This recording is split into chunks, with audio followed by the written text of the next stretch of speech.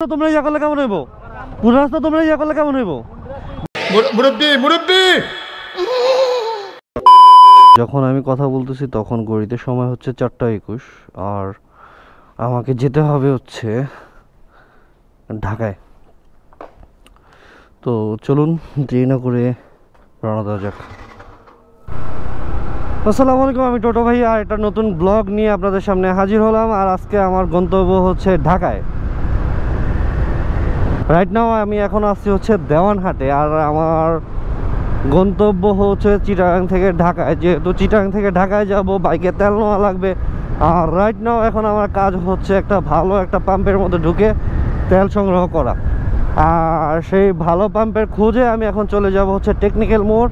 Technical মোড়ে হচ্ছে একটা পাম্প আছে যেটা হচ্ছে সেনা কল্যাণ সংস্থার তত্ত্বাবধানে এটা হচ্ছে পরিচালিত হচ্ছে, যার কারণে হচ্ছে আশা করা যায় সেখানে তেলগুলো মাপে এবং হচ্ছে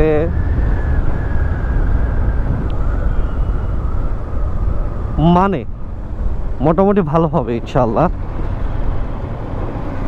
ফাইনালি চলে আসলাম, এখন হচ্ছে শুধু তেল ভরার পালা।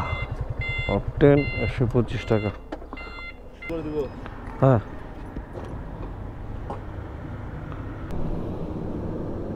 $1400 করেন সোজা।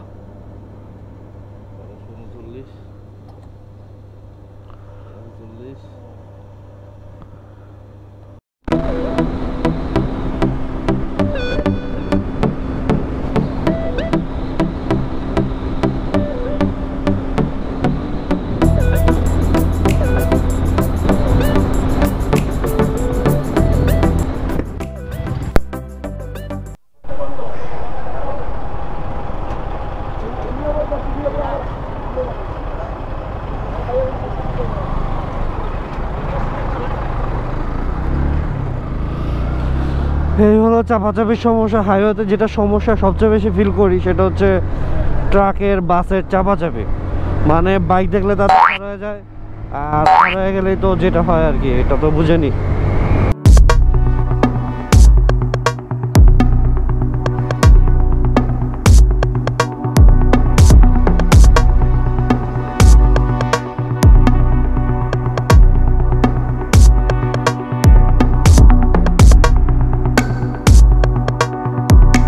চোখে ঘুম নিয়ে গাড়ি চালাবেন না, তবে হচ্ছে চোখে যদি ঘুম না নিয়ে গাড়ি চালায় তাহলে কিসে ঘুম নিয়ে গাড়ি চালাবে?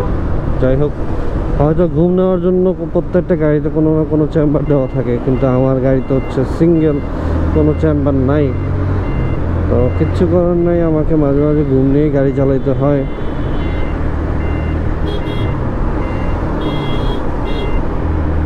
সরি ভাই, সরি।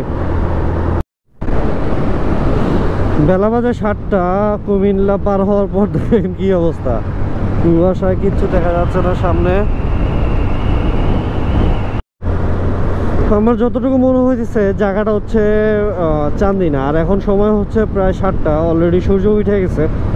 কিন্তু সূর্য উঠে গেলেও যে অবস্থা, সেই অবস্থায় মনে হইতেছে একদম ডাইরেক্ট হচ্ছে পৌষ মাঘ মাস।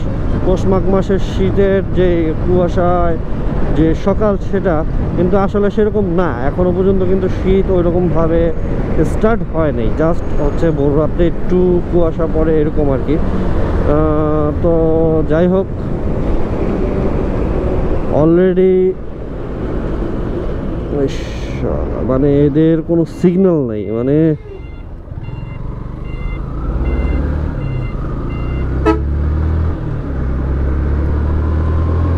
তবে একটা কথা বলে রাখা ভালো যে বর্তমানে কিন্তু হচ্ছে ভোর রাতের দিকে ভালো শীত করতেছে। কারণ আজকে আমি বের হয়েছি হচ্ছে প্রায় 5টার দিকে। সেই 5টার দিকে বের হওয়ার পর মানে যখন বাইকটা রাইড মানে টান দিলাম, হাইওয়েতে উঠলাম, এত পরিমাণ ঠান্ডা লাগছে।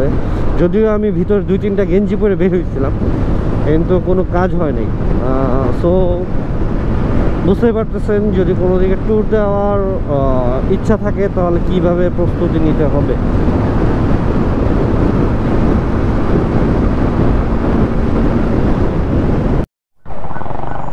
ঘটনা হলো এখানে ঝামেলা।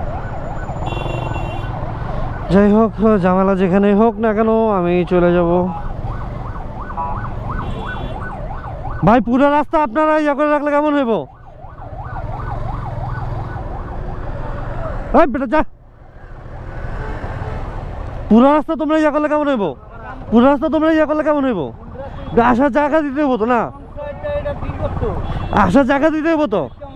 তুমি আসার জায়গা দিবা না? তো বাকি গাড়িগুলা, বাকি গাড়িগুলা কি করবে ভাই?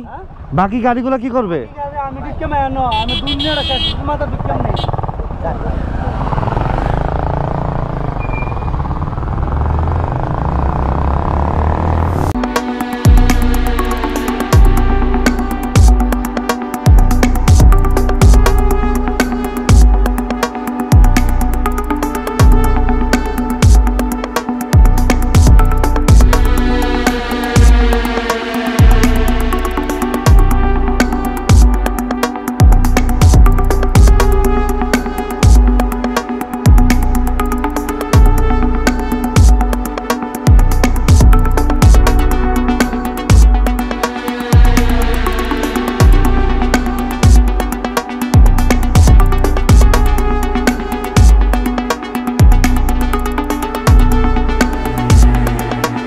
অলরেডি মিটারে দেখা যাচ্ছে হচ্ছে 8টা। আমি এখন আছি হচ্ছে কাশপুর, তার মানে অ্যাভারেজ হচ্ছে কাশপুর আসতে আমার হচ্ছে প্রায় 3 ঘন্টার মতন, টানা 3 ঘন্টার মতন বাইক চালাতে হয়েছে। তো ফাইনালি চলে আসলাম হচ্ছে ঢাকাতে, আর এখন আছি হচ্ছে ধোলাইপাড়।